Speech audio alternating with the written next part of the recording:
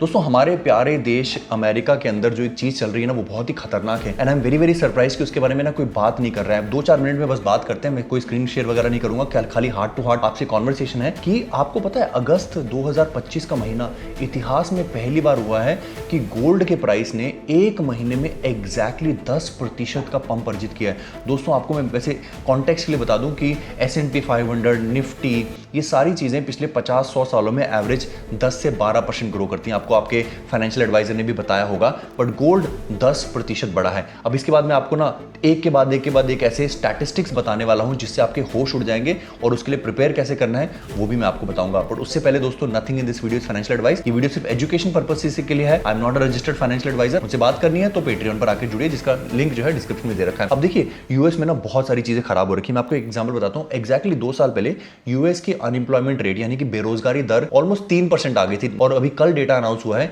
कि 4.3% है। आपको शायद ये बात आम लग रही होगी, आपको ये भी पता है कि फेड के लिए जो बेंचमार्क है वो 4% से नीचे अनएम्प्लॉयमेंट रखने का है। पर मैं आपको मोटी मोटी चीज बता दूं, it is not just about unemployment. जो नई जॉब्स क्रिएट हो रही हैं, करीब 71 लाख जॉब्स क्रिएट हुई हैं अगस्त के महीने में, जुलाई और अगस्त के महीने में।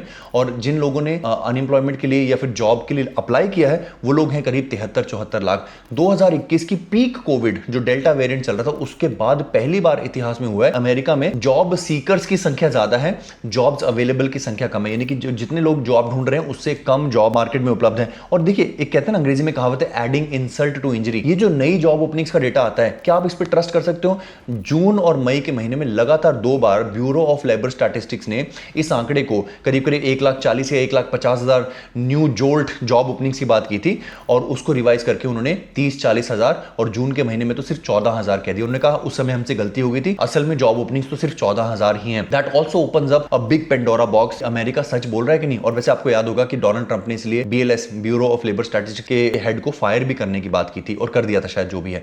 तो बट एक तरफ तो डेटा बहुत ही बेकार है और डेटा 2-3 महीने बाद रिवाइज कर दिया जाता है, ताकि अगर इस समय डेटा मान लीजिए, एक एग्जांपल देता हूं कि वास्तव में अगर अगस्त का अनएम्प्लॉयमेंट रेट 5% होता और इस समय वो 5% अनाउंस कर देते तो डोनाल्ड ट्रंप और उनके बेटों को, बाकी हार्वर्ड लुटनिक और स्कॉट बेसेंट्स को, जितने भी बड़े बड़े अधिकारी, उनको अपने स्टॉक्स और एसेट्स बेचने का टाइम कैसे मिलता? तो ऐसे समय पर ये अक्सर एक तिकड़म की जाती है कि इनसाइडर्स को बोला जाता है या रिपोर्टर्स को बोला जाता है कि चीजों को अच्छा दिखाओ, बाद में हम 2 महीने बाद बोल देंगे कि हमने रिवाइज किया है। That is very very scary.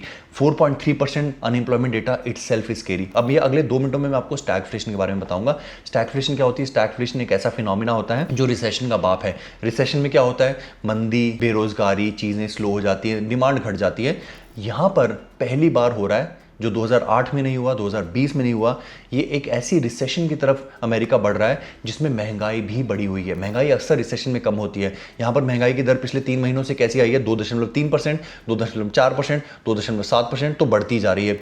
महंगाई की दर बढ़ रही है, बेरोजगारी भी बढ़ रही है और आपकी अर्थव्यवस्था की वृद्धि दर कम होती जा रही है। इसको कहते हैं स्टैगफ्लेशन। स्टैगफ्लेशन किसी भी अर्थशास्त्री के लिए सबसे ज्यादा भयावह परिस्थिति है। अमेरिका बिल्कुल नहीं चाहेगा दुनिया को पता चले कि वो स्टैगफ्लेशन की तरफ बढ़ रहा है। इसलिए आपने वो रिपोर्ट देखी, आपने वो कल अगर सर्च करना, अगर नहीं देखा तो, डोनाल्ड ट्रंप ने टिम कुक को, मार्क जकरबर्ग को, सारे बड़े बड़े टेक कंपनियों के फाउंडर्स को डिनर टेबल पर बुलाया, पत्रकारों के समक्ष पूछता है कि एप्पल, टिम कुक, तुम कितना निवेश करने जा रहे हो अगले 5 सालों में अमेरिका में? वो कहता है sir $600 billion. Mark Zuckerberg, Facebook, तुम कितना इन्वेस्ट करने जा रहे हो? सर मैं $800 बिलियन। वो जिस हंसी से उसने बोला ना, उसने बोला इस व्यक्ति को एक बड़ा शब्द सुनना है, मैंने एक बड़ा शब्द बोलना है। बट राष्ट्रपति दुनिया के सामने, पत्रकारों के सामने क्यों बताना चाहता है कि बड़ी बड़ी इन्वेस्टमेंट्स हमारे देश में आ रही हैं या हमारी खुद की कंपनियां बड़ी इन्वेस्टमेंट कर रही हैं? मार्केट को एक कॉन्फिडेंस देने के लिए कि all is well, all is well, हम डंप नहीं हो रहे हैं, हम रिसेशन की तरफ नहीं जा रहे हैं। बट ये सब चीजें एक इंडिकेशन है। वीडियो के स्टार्टिंग में क्या कहा? पहली दफा अगस्त के एक महीने में, 1 अगस्त से लेकर 31 अगस्त तक गोल्ड जो है 10% बढ़ा है। Gold is an escape mechanism. Gold एक ऐसी राफ्ट है, एक ऐसी सेफ्टी बोट है जो ऑरेंज कलर की होती है। जब किश्ती डूबती है तो लोग उसमें भागते हैं, गोल्ड की तरफ लोग भाग रहे हैं।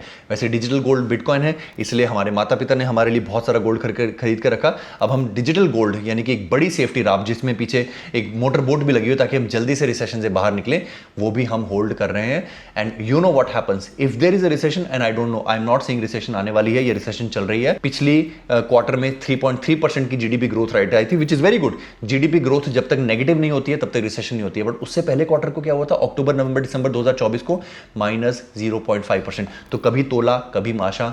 यूएस की इकोनॉमी रिसेशन में या तो जाने वाली है या जा चुकी है, नोबडी नोज, क्योंकि नंबर्स मैनिपुलेट होते हैं। आपको safety raft, life jacket, orange colour की पिल जो कि बिटकॉइन है उसको पहनना है।